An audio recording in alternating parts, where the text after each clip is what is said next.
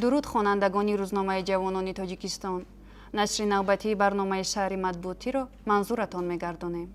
امروز در اگنتی نظارت مواد نشآوری نزد پرزیدنت جمهوری تاجیکستان، کمیته معماری و ساختمانی نزد حکومت جمهوری تاجیکستان، اگنتی تاجیک استاندارد و کوید تاجیک سوغورتا نشست‌های مطبوعاتی دایر گردید. در نشست مطبوعاتی اگنتی نظارت مواد نشآوری نزد پرزیدنت جمهوری تاجیکستان گفته شد که در نیم ساله اولی سال جاری از معاملات غیرقانونی 366 کیلوگرم و 785 گرم مواد نشآور پیشگیری کرده شده است.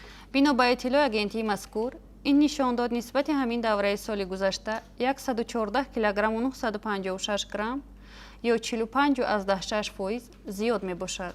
در نشست خبری کمیته ساختمان و معماری باشد از حادثه های ناخوشی در ترکیه و سوریه رخ داده سخن رفته گفته شد که برای پیشگیری حادثه های ناخوش بناها هنگام زلزله برای سنجش مهستون و اساس های بنا و انشاءات ها در شهر و ناحیه های جمهوری آزمایشگاه مخصوص گردانیده شده با تجهیزات معاصر زمانوی استحصال فدراسیون روسیه تأسیس داده شد. ذکر گردید که مقصد اساسی سنجش این معین نمودن قابلیت باربرداری مهستون ها می باشد که بعد سنجش با نتیجه حسابی کنسترکتیوی مقایسه کرده می شود. 250,465 عدد شرطنامه سوغورتوی در نیم سال. این رقم های امروز ضمن نشست خبری کوید تاجیک سوغورتا گفته شد.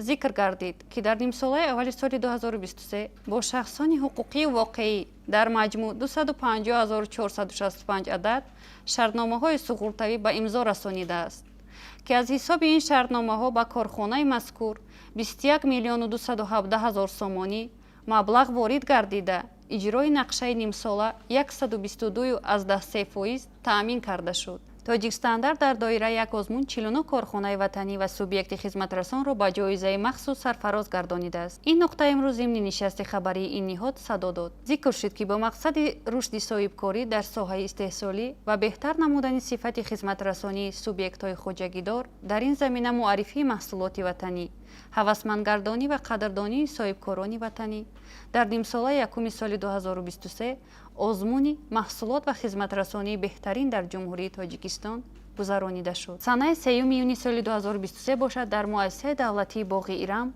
مراسم تنتنوی سپاریدن جایزه ها به غالبان آزمون بالاذکر دایر شده. در نتیجه جنبش دور جمهوریوی 49 کارخانه وطنی و سوبیکت خدمترسان به جایزه مخصوص سرفراز گردانیده شدند.